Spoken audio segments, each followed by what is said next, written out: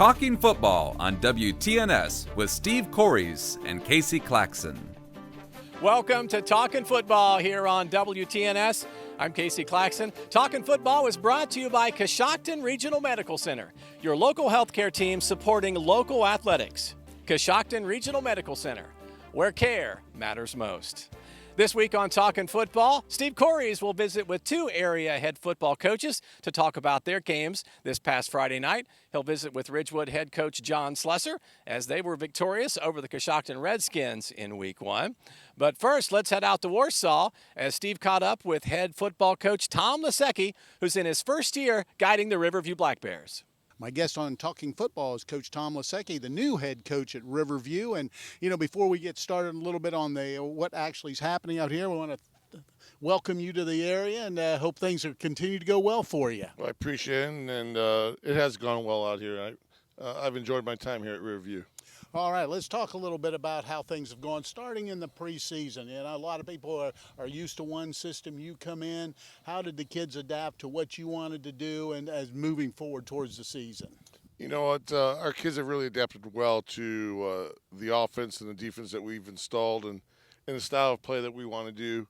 The practices have been different for them. So, again, I'm only doing what I know, and the kids have really picked up well on it, and I think it's paid off.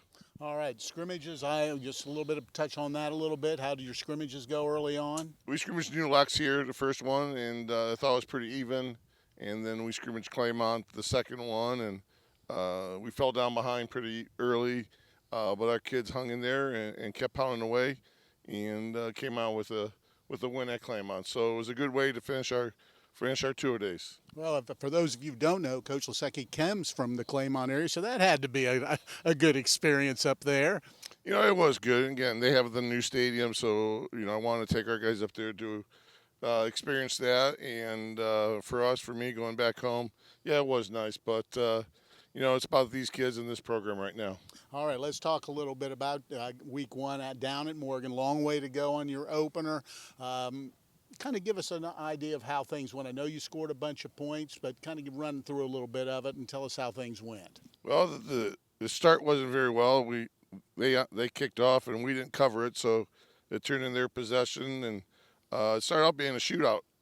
They scored, we scored, they scored, we scored. We scored 2 touchdowns in the first, I think, 7 plays of the game for us. So big plays by our guys. Preston Yoder had a big touchdown reception from E.J. Jordan, and then Cruz Mobley had a big run for us for a touchdown in the first half. Finished the first quarter, tied at 14.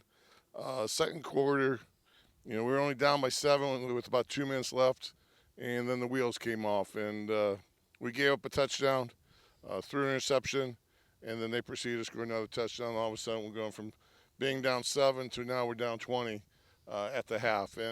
And then the second half, it just turned into we each kept trading touchdowns. We just could not get the stop that we needed, but we had big runs by Jamal Watts for a touchdown, reception by Jamal. So, again, and Cruz Mobley had another touchdown. So, offensively, yeah, we scored a lot of points, but there are a lot of things that we need to improve on. Defensively, we just need to eliminate the big play. Okay, let's talk a little bit moving forward. You have Ridgewood this week up at Ridgewood. Actually, your first 3, I believe, are on the road. So I know you have some. You've been in touch with, or know Coach Slusser. What can you expect from them?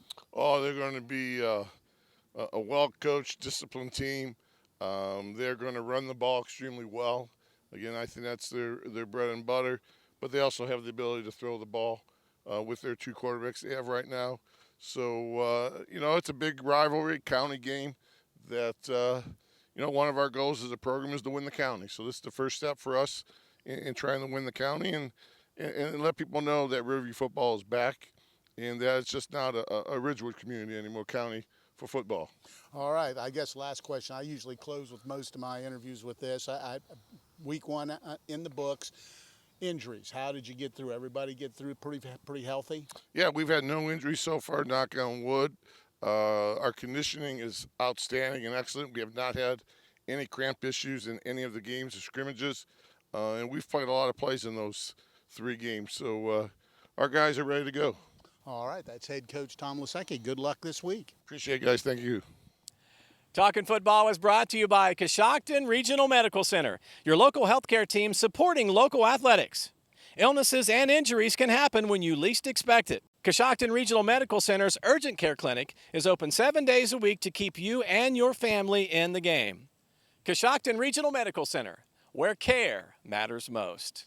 The Ridgewood Generals are coming off their win over the Coshocton Redskins on the road this past Friday night. They play their first game at home as they host the Riverview Black Bears. Steve Corries now visits with the head coach of the Generals, John Slusser.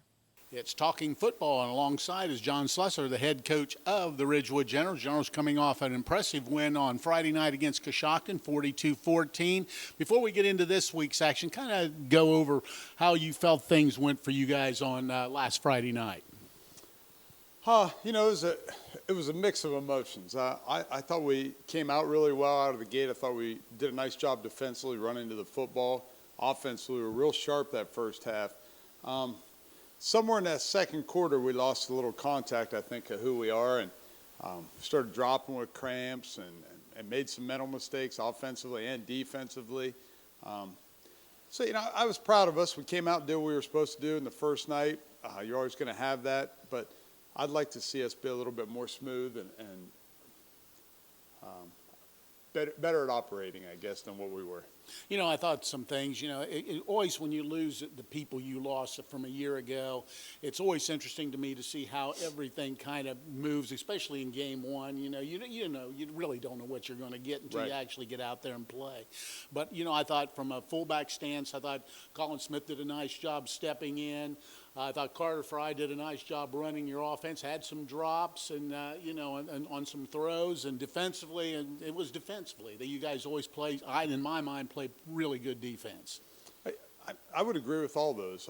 You know, we definitely had some bright spots, some things we did really well. I thought defensively we were really good in the first half at times. You know, we blew a coverage, which they probably should have scored on. That was a bad mistake. We had the double pass covered, but we did a really poor job on our judging of the football. You know, that play bothered me, and we ended up giving up a trap play where we just ran up the field, which we talk about all the time about reading the guy. Listen, I'm probably getting too technical, but we did some things that I wasn't real happy with. Offensively, we were really good at some things, but we did drop the ball a few times. We made some poor decisions. We didn't run the right routes a few times at our receiver spots. And as we started subbing there in the second quarter and on, we really lost that continuity up front even, and we started missing some of the blitzes and doing things like that. So a lot of things to coach up and get better at, but I guess for our first night it was fine. All right, let's take a jump forward to a county game again coming up this Friday night with Riverview, a team have lost some people but still have a ton of people back from a year ago. So kind of give us an idea of what you're expecting in that one. Listen, I've watched Riverview now on tape. You know, we traded tapes. I think they look really well coached. Their kids are playing really hard. Listen, that's always been a good group for them coming up through. Now, they've lost some kids, you know, with Carter moving here, with the Samsel kid moving to West End, and they lost some kids that played for Coshocton, I believe.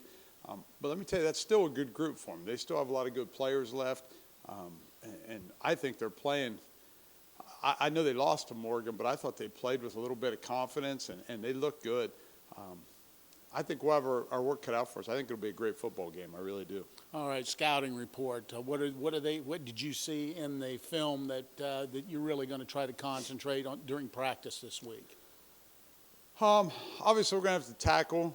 You know, they're going to pound Mobley at us, and he's a big kid, runs hard. You know, the Watts kid I really like. I've known him from track. You know, I've always enjoyed that kid. He's such a good kid, and he's a good player. Obviously, we don't have anybody to catch him if he gets loose. I really have liked the Yoder kid. You know, he looks nice. The quarterback they have has done a good job. And we always know this about Riverview. They're always big up front, and they still are. Big fan of the Winter kid up front. He's a good player. I just think they're a good team. I think it's going to be a great game. All right, last question. First night, you had some cramping and that sort of thing. Everybody else get through it pretty healthy? Yeah, I mean, we didn't have any so-called injuries. We struggled with the heat a little bit or the cramping. All the years, I'm not real sure why cramping happens. Still not sure of that to this day because we've had them when it's really cold out, really hot out. Everybody tells me it's the heat, but I've seen it happen when it's freezing. I don't know, but we're really going to try to stop that. And I don't know how even I'm going to do that, but we're going to try like heck to be better prepared this week. All right, that's head coach John Slusser. Good luck this coming week. Thanks, sir. Talking Football is brought to you each and every week by Coshocton Regional Medical Center, where care matters most.